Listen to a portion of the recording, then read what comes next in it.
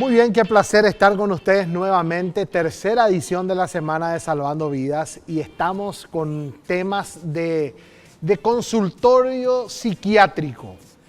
Usted me dice, pero ¿qué temas nos están trayendo? Y estamos trayendo a una profesional aquí en Salvando Vidas para que ustedes en casa puedan solucionar sus problemas. Nosotros en casa podemos ayudar a muchas personas, ¿verdad? Y hoy vamos a hablar sobre un tema que siempre decimos y está mal dicho. Hoy vino bipolar, está bipolar la persona y nosotros no dimensionamos lo que es el trastorno bipolar. Hoy aquí en Salvando Vidas hablamos sobre el trastorno bipolar. Breve video para que ustedes entiendan del tema. Hoy en Salvando Vidas hablaremos sobre el trastorno bipolar. El trastorno bipolar es una enfermedad psiquiátrica crónica. Esta afección ocupa el 6º lugar de los casos más atendidos en los centros especializados de salud pública. La enfermedad tiene una fase maníaca y depresiva. Alrededor de 60 millones de personas en todo el mundo, es decir, el 1 o 2% de toda la población total, también padecen de trastorno afectivo bipolar. Según la Organización Mundial de la Salud, esta enfermedad se caracteriza por la alternancia de episodios maníacos y depresivos, separados por periodos de estado de ánimo normal. Desde la dirección del Programa Nacional de Salud Mental destacaron que este trastorno es uno de los motivos más frecuentes de consulta en el sistema de salud pública. Se estima que aproximadamente el 1% de la población local, es decir, unas 71.000 personas, tienen bipolaridad, pero no todos son conscientes de ello. ¿Cuáles son sus causas y síntomas? ¿Cómo tratar este tipo de trastornos? Esto y mucho más en el programa de esta noche. ¿Qué programa el día de hoy? Participen con nosotros a través de las redes sociales, compartan el programa y muchas veces está mal dicho porque uno no imagina lo que es una persona con trastorno bipolar. Y hoy usted se va a enterar de lo que es el trastorno bipolar y cómo le podemos ayudar a las personas. Bueno, antes presento a todo nuestro equipo. María Sol, ¿qué tal? Bienvenida. Estamos arrancando Salvando Vidas contigo. Hola Juan, muy contenta. Y sí, realmente Juan, mucha gente confunde este trastorno con la conducta diaria, ¿verdad? Sin saber, entonces ya dice eso, ¿verdad? Y hoy quiero comentarles que estamos preparando una conferencia sobre abuso sexual, debido a la necesidad que muchas personas nos piden. Sobre la prevención. Prevención de abuso sexual.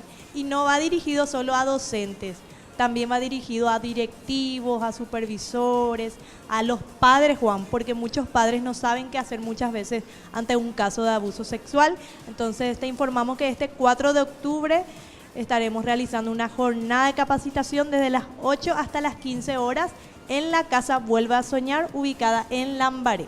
Muy bien, tiene gracias, un costo Marta. mínimo, Juan. A ver, ¿cuál es el costo que tiene? Una inversión de 150,000 nada más. Pero eso incluye toda la jornada, desayuno, almuerzo, ¿verdad?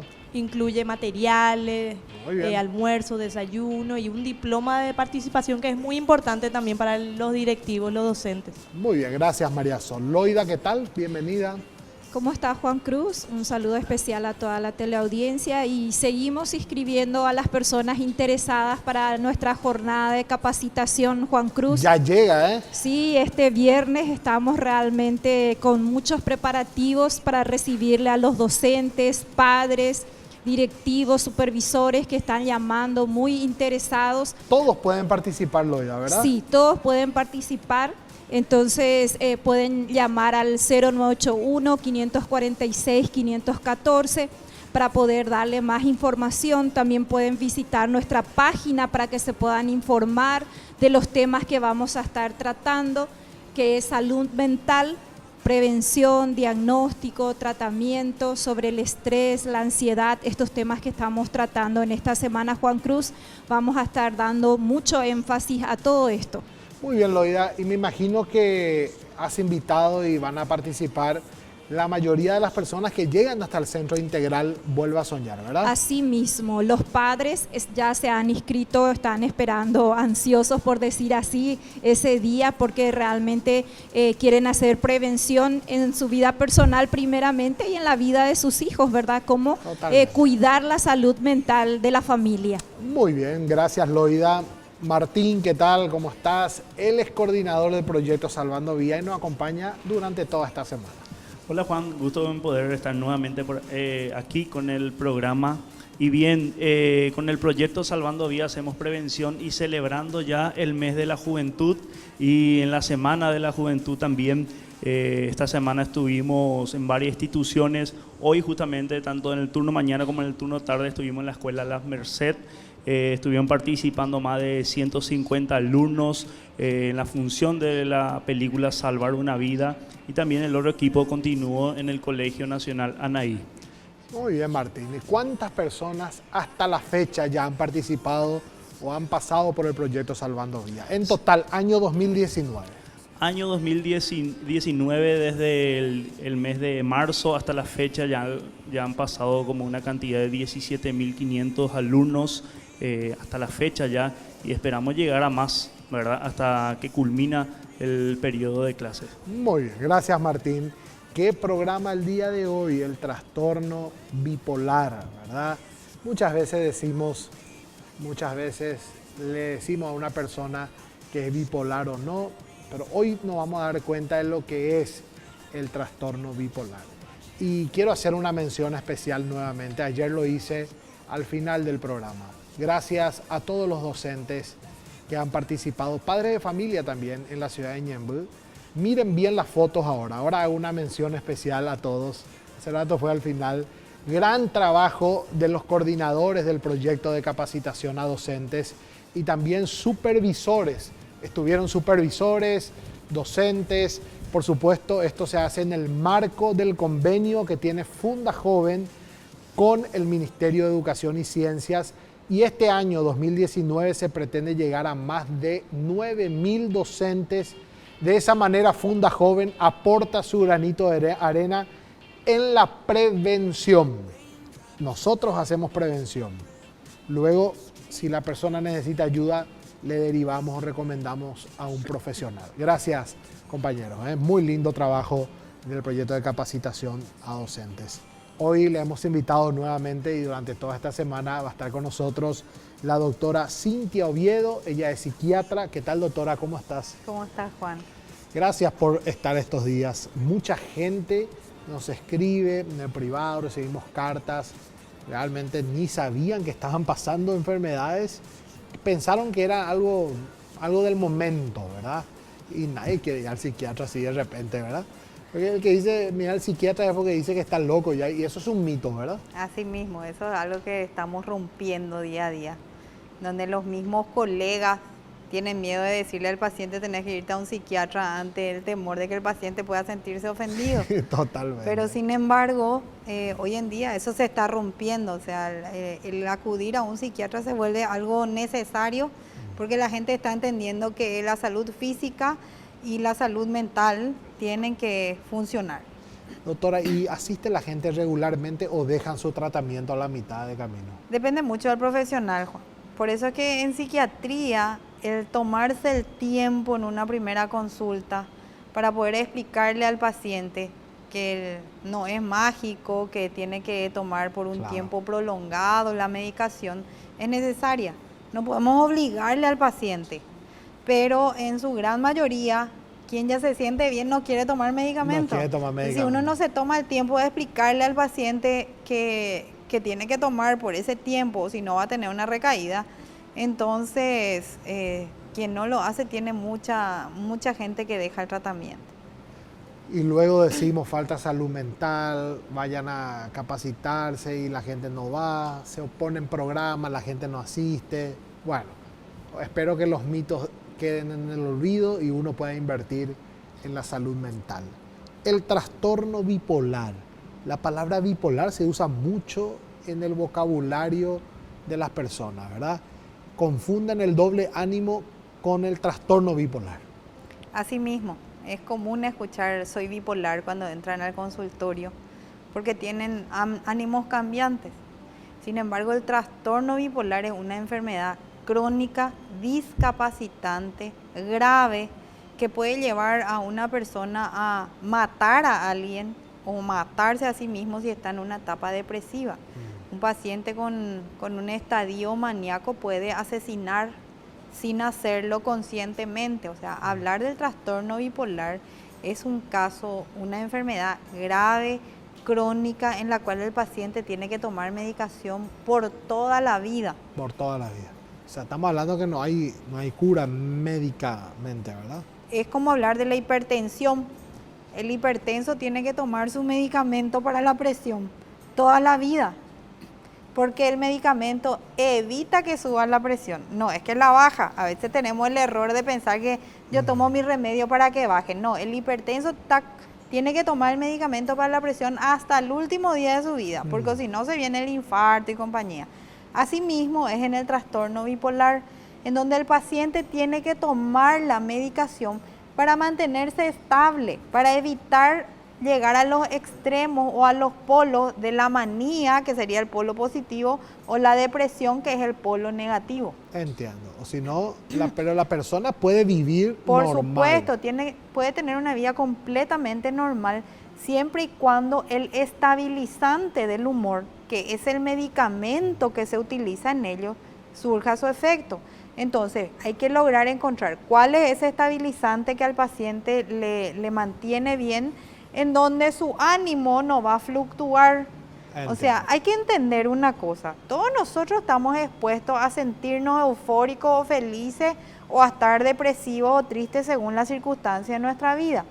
Pero en el caso del trastorno bipolar no lo domina, no hay una circunstancia en su vida que pueda generar tristeza o alegría. Entiendo. Si a mí me dicen sacaste la lotería, yo me voy a poner feliz, probablemente me voy a ir al shopping y voy a comprar 1000 cosas y ese tipo de cosas.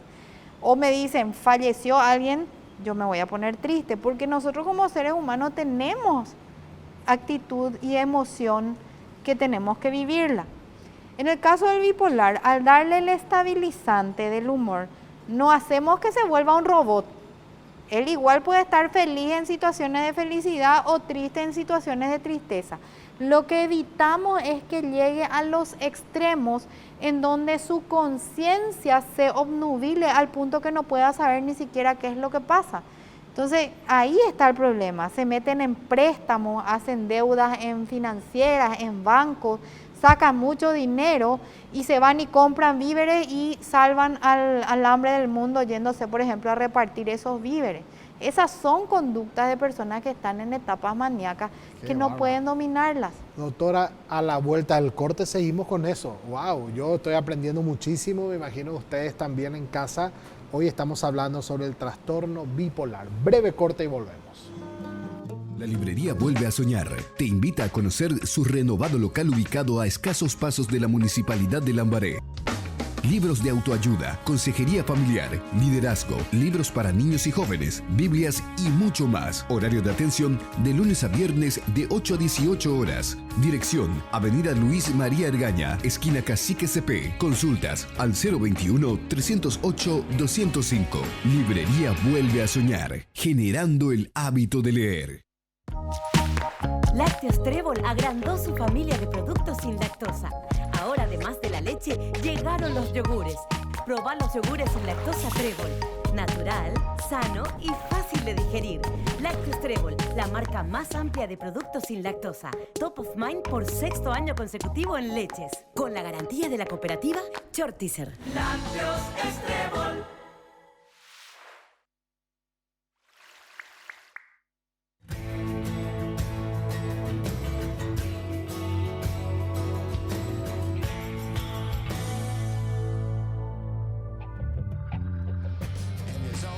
Muy bien, seguimos salvando vidas, señores. ¿Qué programa el día de hoy? Trastorno bipolar. Me quedé con la historia que estabas contando, que en consultorio muchas veces tenías pacientes que se fueron, sacaron préstamos para donarlo y después no estaban conscientes de lo que hacían, doctora, ¿verdad? Claro, la enfermedad como tal puede generar esa disfunción a nivel de la conciencia y de la voluntad de una persona. Entonces, cuando estos pacientes uno los mira, no tienen una pinta que vos digas, ah, este no está bien, no. Generalmente son personas que tienen una imagen normal. En algunos casos sí son llamativos, pero hay que tener en cuenta también su conducta. Personas que en la etapa maníaca se pueden desinhibir sexualmente y empiezan a usar escote y cosas así que nunca usaban, y de repente vienen con peinados exuberantes y llamativos, o se tiñen el pelo de color azul y nunca lo hicieron. Entonces esos son signos de que algo está pasando. Si bien hay personas a las cuales les gusta eso y toda su vida se tiñeron el pelo de colores y ellos no son bipolares, pero si era una persona que toda su vida mantuvo una característica así específica y de repente detona, generalmente 18, 20 años, entonces hay que ver. Doctora, justamente lo que están en casa, nosotros, ¿cómo nos damos cuenta que estamos hablando con una persona? Yo sé que ya contestaste un poquitito de eso, pero ¿cómo nos damos cuenta que estamos conviviendo con una persona que tiene el trastorno bipolar y está medicada? De repente está estable. Hablemos de una persona estable y una persona que se descontroló por no tomar su medicamento o por algún problema así. ¿Cómo nos damos cuenta? Para el familiar del paciente con trastorno bipolar, una de las primeras indicaciones que nosotros les damos es el sueño del paciente. El sueño del paciente. El sueño. Un paciente al que le diagnostican de trastorno bipolar, se lo medica y se mantiene estable. Juan, si vos te sentís bien, no vas a querer tomar medicación. Entonces el paciente dice, yo ya me curé de esto, ya no necesito, porque estoy hablando de gente que está tomando 3 veces al día, hasta 2 comprimidos por vez. 2 comprimidos por vez. Entonces el paciente, harto de tomar 6 comprimidos al día, dice, bueno, voy a dejar porque ya estoy bien. ¿Qué pasa? Si el estabilizante se retira, pasa un tiempo, no generalmente 24 horas, pero pasa unos días donde está bien el paciente y crea una suerte de tranquilidad en el familiar diciendo, bueno, se curó. Pero el trastorno bipolar tarde o temprano nuevamente empieza a manifestar sus síntomas. ¿Y cuáles son los primeros síntomas que el familiar tiene que saber? No duerme. El paciente con trastorno bipolar puede funcionar durmiendo 2 horas al día. Hace miles de cosas, tiene miles de proyectos. Esos proyectos no los concluye. Por ejemplo, se levanta y dice, hoy vamos a pintar la reja de la casa. A la mañana arranca, pinta hasta la mitad de la reja, cuando uno vuelve ya le encuentra cocinando el asado. Y no terminó el asado, se quemó el asado porque ya empezó a hacer otra cosa. El paciente no concluye. O salta de una cosa a otra, decide estudiar una cosa, estudia otra cosa, estudia otra cosa. Entonces, el paciente con trastorno bipolar, cuando está entrando en una etapa maníaca, existe una primera etapa que es la hipomanía, en donde está acelerado. El paciente está acelerado, sus pensamientos son rápidos. Entonces, el familiar o alguien cuando le habla a esa persona, le falta tiempo para poder decir todo lo que está pensando. Habla a 1000 por hora y eso refleja un pensamiento acelerado. Y eso es un cerebro inquieto que no necesita dormir, que con dormir 2 horas ya puede funcionar todo el día. Y es fantástico tener un empleado así porque te rinde a 1000, pero después termina entrando en la manía en donde se descontrola.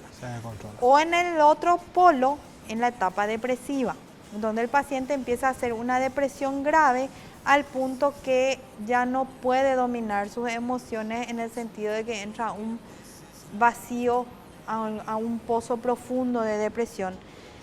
Hay varios ciclos, hay varias características dentro de los bipolares. Hay algunos pacientes que son conocidos como cicladores rápidos, que a la mañana pueden estar eufóricos y en la tarde están deprimidos. Y donde su día a día es así, a la mañana empieza con mucho ímpetu y a la tarde empieza a bajonearse y se deprime y a la noche termina llorando. Y hay otros pacientes que se mantienen durante un tiempo, 2 o 3 meses así, hipomaníaco, eufórico, y después empieza el invierno y empiezan a bajonearse y hacen una depresión en etapas de invierno, por ejemplo. Estacional. Entonces, estos son pacientes cicladores que hacen ciclos de la enfermedad, pero por periodos de tiempo, a diferencia del primer caso que en un día puede cambiar su ánimo varias veces. Nada que ver con un estado de cambio de ánimo. Nada, que ver. nada por el exceso del que hablamos. O sea, yo puedo estar hoy sensible por una situación. Tengo una situación de estrés, una tesis que presentar, puedo andar así huraño por esa situación, pero no al punto de pegarle a alguien o de no poder controlar mis impulsos, que es otro de los síntomas que tienen estos pacientes. No pueden controlar sus impulsos. Entiendo. Y no viene el arrepentimiento secundario, ¿qué es lo que hice? ¿Para qué tiré ese vaso? No, se ponen agresivos, se ponen incontrolados. Son pacientes a los que hay que muchas veces sujetarlos o recurrir a la policía para poder llevarlos al hospital. Qué bárbaro. Bueno, habilitamos el bloque de preguntas para que tengan el tiempo y la doctora pueda contestar también. A ver, María Soto. Y doctora, mencionaba los altos emocionales, ¿verdad? ¿Cómo se da esto? ¿Son progresivos, por ejemplo, de euforia, de energía, depresión? ¿Cómo se da? Por ejemplo, un día tiene un alto emocional bajo, otro día alto. ¿Cómo se da esto? Y eso es en el caso del ciclado rápido, puede ser por día. ¿Sí? Puede ser que en el mismo día esté o muy depresivo o muy acelerado.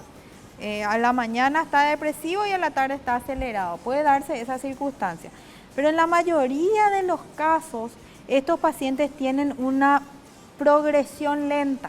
Me explico. Cuando yo hablo de la hipomanía, es cuando hay que intervenir. Entonces, cuando el paciente está hipomaníaco, todavía tiene conciencia y tiene voluntad de lo que está haciendo. En ese momento, si hace un préstamo, sabe que lo está haciendo. Sin embargo, esto va evolucionando hacia la manía, en donde ahí ya el paciente llega a perder la conciencia y la voluntad de sus actos. Qué bárbaro, Interesante. A ver, Noida. Sí, doctora. ¿Cuáles serían los síntomas en los niños y en los adolescentes? ¿Verdad? ¿Niño adolescente también? Si bien es muy poco frecuente diagnosticar un trastorno bipolar en un niño, hay casos puntuales donde sí ya se han hecho diagnósticos. Solo que uno tiene que tomarlo con pinza para diagnosticar esto en los niños porque ellos están en proceso de formación de su personalidad. Entonces uno no puede así de entrada decirlo, tarda un tiempo para poder decir, bueno, esto es un trastorno bipolar.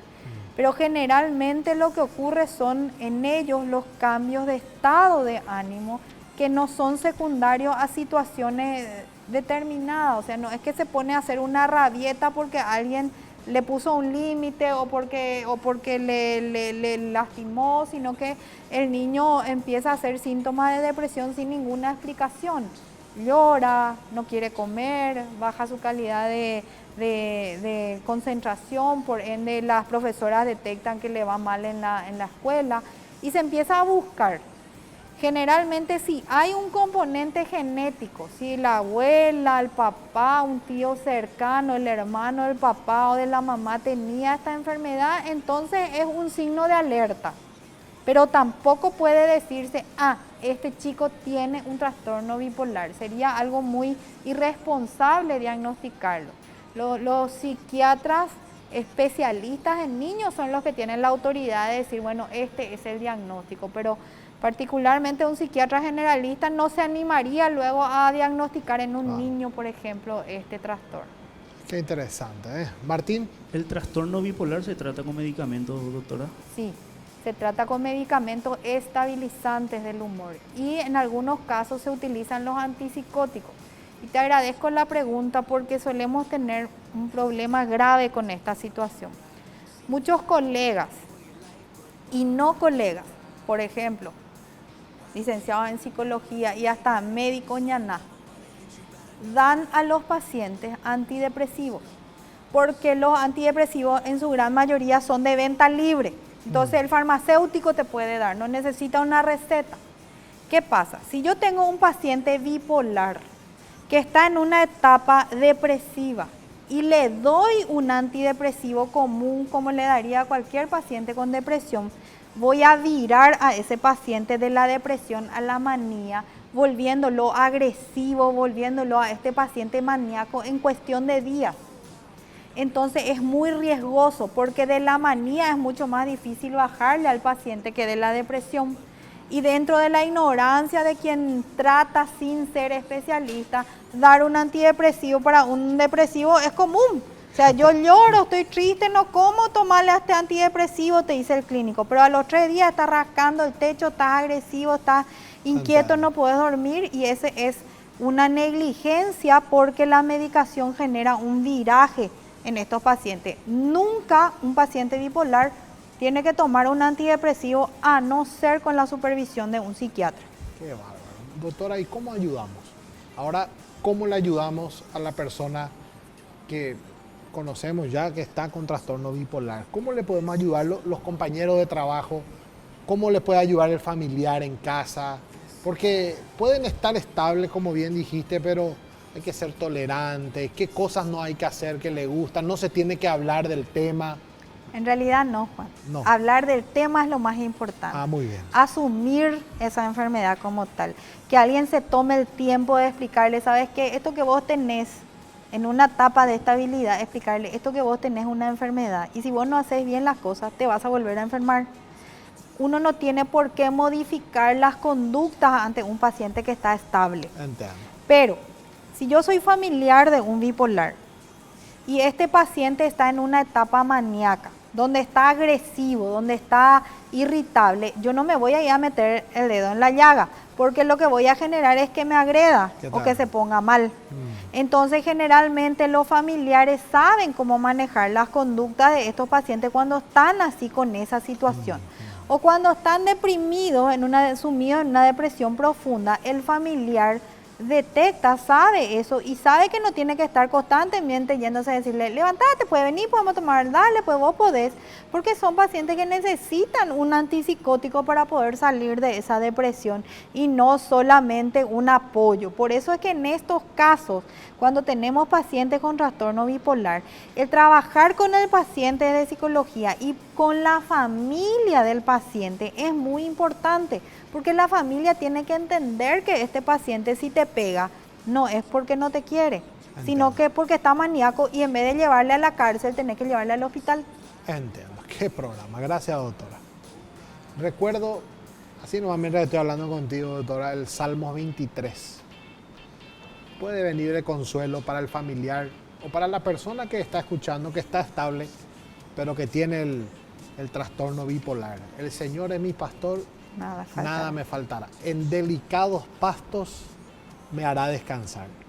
Uno tiene que poner su confianza en Dios. Él nos da el descanso, ¿verdad? Y con la ayuda médica y con la paz de Dios, uno puede vivir una vida normal, formar una familia sin problema. Pero no dejemos de lado la parte médica, ni tampoco la parte espiritual. Ambas te pueden ayudar a tener una vida estable. Si sos joven, estás a punto de casarte o querés casarte y tenés trastorno bipolar, tranquilo. Si te medicas bien, si tenés una buena salud mental, una buena salud espiritual, podés vivir mucho tiempo tranquilo, ser feliz, disfrutar de la familia, que es un regalo de Dios. Gracias por estar con nosotros. Hasta mañana.